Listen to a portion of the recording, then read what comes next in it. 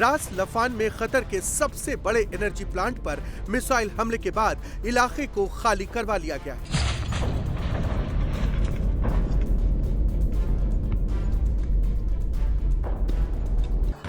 Iran ने रास लफान पर बैलिस्टिक मिसाइलों और ड्रोन से हमला किया। कतर के मुताबिक 5 में से 4 मिसाइलों को रोक लिया गया, लेकिन एक मिसाइल गिरने से यहां की गैस फैसिलिटी में भीषण आग लग गई।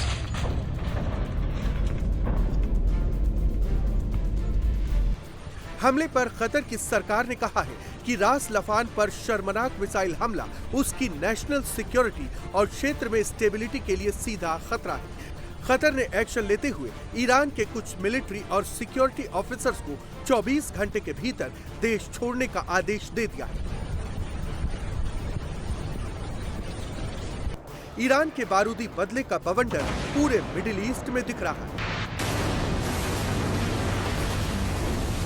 ईरान ने सऊदी अरब के रियाद में एक अमेरिकी ठिकाने को निशाना बनाया है। हमले के बाद पूरा इलाका आग का गोला बन गया।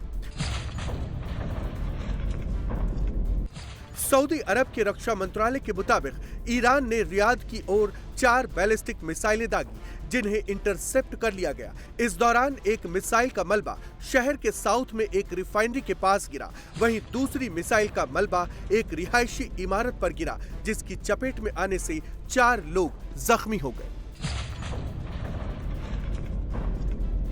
ईरान को इंतकाम इजराइल और अमेरिका से लेना है। सबसे ज्यादा ईरानी मिसाइलें भी इजराइल में तांडव कर रही हैं।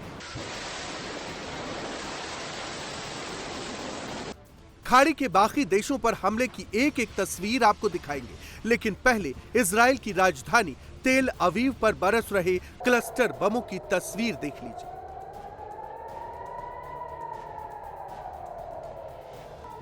ईरान ने इजराइल पर 10 क्लस्टर बमों से हमला किया है। क्लस्टर बमों से इजराइल के कई शहरों में तबाही मच गई है।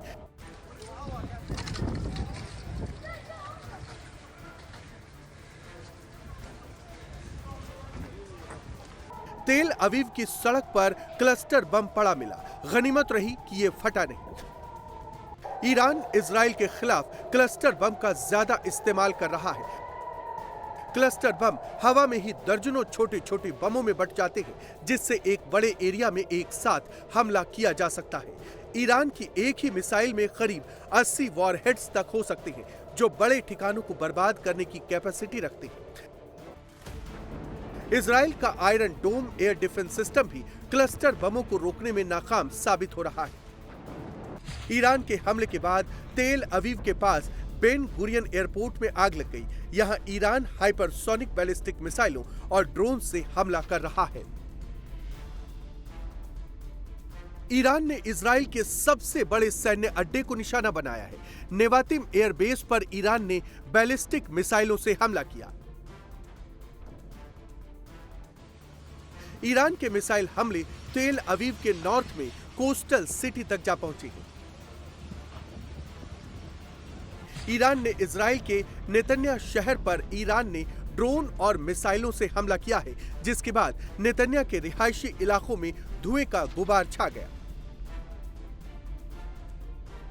ईरान इजराइल के शहरों को चुन-चुन कर तबाह कर रहा है। गुश डैन पर ईरान ने क्लस्टर बमों से हमला किया। गुश डैन इजराइल का एक प्रमुख मेट्रोपॉलिटन एरिया है। तेल अवीव और उसके आसपास के शहर शामिल हैं।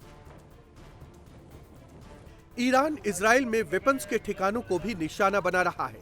ईरानी एयरफोर्स के हमले का ये नया वीडियो है। 17 मार्च 2026 को ईरान की सेना और आईआरजीसी ने इजराइल की रफील एडवांस्ड डिफेंस सिस्टम के सेंटर्स पर विस्फोटक ड्रोन से हमला करने का दावा किया। ये सेंटर आयरन डोम जैसे एयर डिफेंस सिस्टम बनाने के लिए अहम है। इससे पहले 15 मार्च 2026 को हिजबुल्लाह ने भी नॉर्थ इजराइल के किरियात क्षेत्र में राफेल मिलिट्री इंडस्ट्रियल कॉम्प्लेक्स पर रॉकेट की बौछार करने का दावा किया था। इजराइल में साउथ से लेकर सेंट्रल तक ईरान तबाही मचा रहा है। तेल अवीव से लेकर हाइफा, बीरशेबा, रामत गान और होलोन इन इलाकों में ईरान के सबसे ज्यादा हमले हुए हैं।